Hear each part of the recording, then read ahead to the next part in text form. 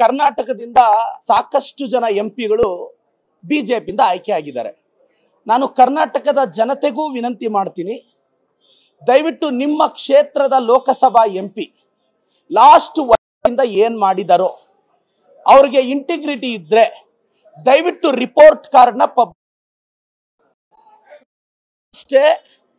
ಕರ್ನಾಟಕದ ಬಿಜೆಪಿಯವರು ನನ್ನನ್ನ ಅವ್ರ ಟ್ವೀಟ್ ಅಲ್ಲಿ ಆಕ್ಸಿಡೆಂಟಲ್ MLA ಅಂತ ಕರೆದಿದ್ರು.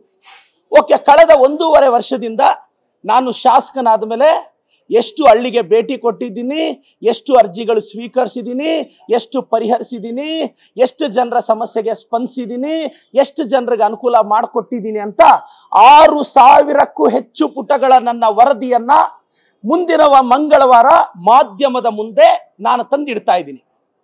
ಕಳೆದ 1.5 ವರ್ಷದಿಂದ ಮಿನಿಮಮ್ 6,000 ಪೇಜಸ್ ರಿಪೋರ್ಟ್.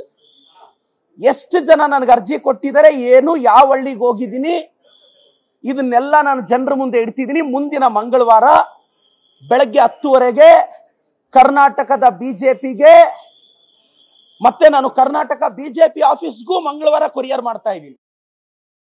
ನೀವು ಅಂದಿರೋ ನಿಮ್ಮ ಆಕ್ಸಿಡೆಂಟಲ್ MLA ರಿಪೋರ್ಟ್ ಕಾರ್ಡ್ನ ಕಳಿಸ್ತಾ ಇದ್ದೀನಿ. ಕರ್ನಾಟಕ ಬಿಜೆಪಿ ಅವರೇ, ನಿಮ್ಮ ರೆಗ್ಯುಲರ್ ಎಂಪಿಗಳು ಏನು ಕಡ್ದು ಕಟ್ಟೆ ಹಾಕಿದಾರೋ ದಯವಿಟ್ಟು ಮಂಗಳವಾರ ರಿಪೋರ್ಟ್ ಕಾರ್ಡ್ ಇರಕ್ಕೆ ಹೇಳಿ.